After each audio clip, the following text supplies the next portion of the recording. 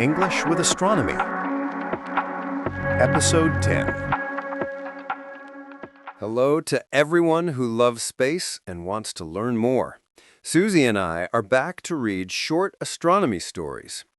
If I remember right, you promised us something interesting about the solar system, yes? Hey, folks! Yes, today's 3 episodes are all about the solar system. The first 2 are about the planets, and the last one is about smaller bodies. Heads up, they'll be a bit longer than before. Perfect. It's raining outside and we're in no rush. Let's spend extra time on the objects that orbit the sun alongside Earth. Definitely not a night for observing. A quick reminder of our format. After my reading, Jimmy asks a few review questions and then gives a recap in his own words. Longer episodes mean more questions and a longer recap. Get ready. Okay, shall we start? The mic is yours. The first episode is called The Terrestrial Planets. In our solar system, 8 planets circle the central star, and they are all remarkably different. The 4 closest to the Sun, Mercury, Venus, Earth, and Mars, form a special family astronomers call the terrestrial planets. What makes them relatives? First of all, they have solid, rocky surfaces you could, in theory, walk on, if not for the deadly conditions on most of them. All 4 are relatively small and dense. They're made of metals and rocks: iron, nickel, silicon, oxygen, magnesium. Inside, each hides a hot core, and above it lies a solid crust. But that's where the similarities end, and the striking differences begin. Mercury is closest to the Sun and the smallest of the terrestrial worlds. It rushes along its orbit faster than any other planet, finishing a circuit in just 88 Earth days, hence its name from the swift messenger of the gods. With almost no atmosphere, the surface bakes by day and freezes by night. The whole globe is pitted with impact craters, like an ancient shield scarred by spears. Without air to protect it, every space pebble leaves its mark. Venus is second from the Sun and Earth's nearest neighbor. It shines brighter than any star, appearing as the evening or morning star. But behind the beauty lies a true hell. A carbon dioxide atmosphere drives an extreme greenhouse effect. Surface temperatures near 500 degrees Celsius, pressure about 90 times Earth's, and clouds of sulfuric acid whose rains evaporate before reaching the ground. Earth is third, and the only place we know that hosts life. Liquid water covers more than 2/3 of the surface. An oxygen-rich atmosphere and a strong magnetic field protect us, and temperatures allow water to exist as ice, liquid, and vapor. We also have a loyal companion, the Moon, the largest moon relative to its planet among the terrestrial worlds.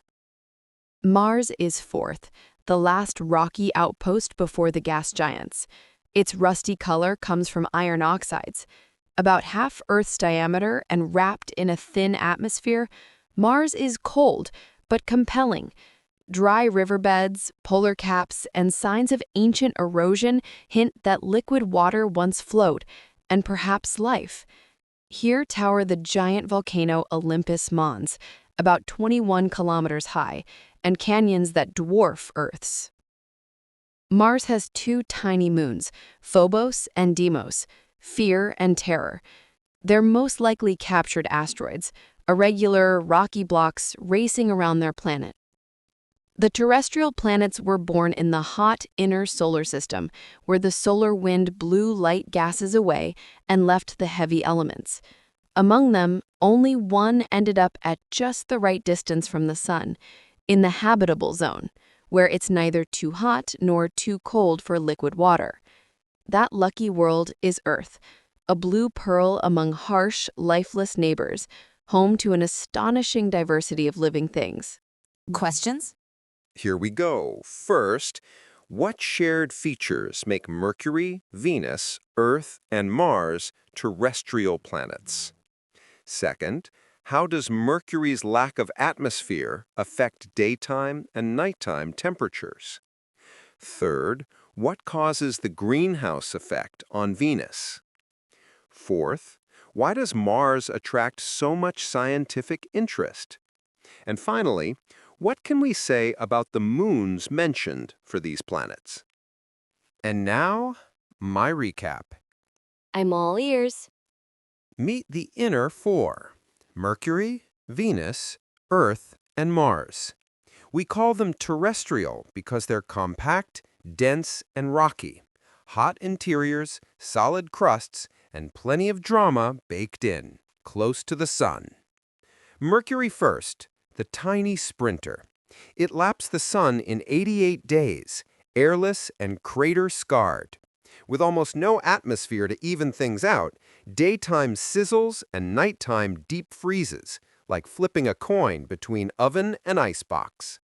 Venus is the showstopper you don't want to visit. Brilliant in our sky, brutal on the ground. A carbon dioxide-choked atmosphere, about 90 times Earth's surface pressure, sulfuric acid clouds, and heat that outbakes Mercury.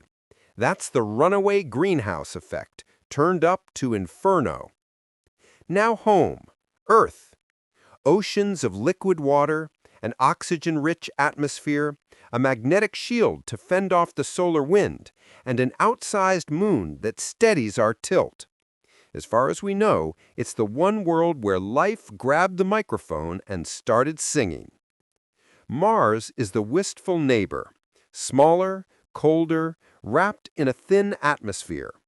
Its dried riverbeds, polar caps, and weathered landscapes whisper of ancient water. It hosts the giant Olympus Mons and a canyon system that would humble Earth's, plus two tiny moons, Phobos and Deimos. All four were forged in the hot inner solar system, where light gases blew away and rock and metal remained. Only Earth parked in the right lane, the habitable zone, becoming a rare blue oasis surrounded by harsh, fascinating worlds.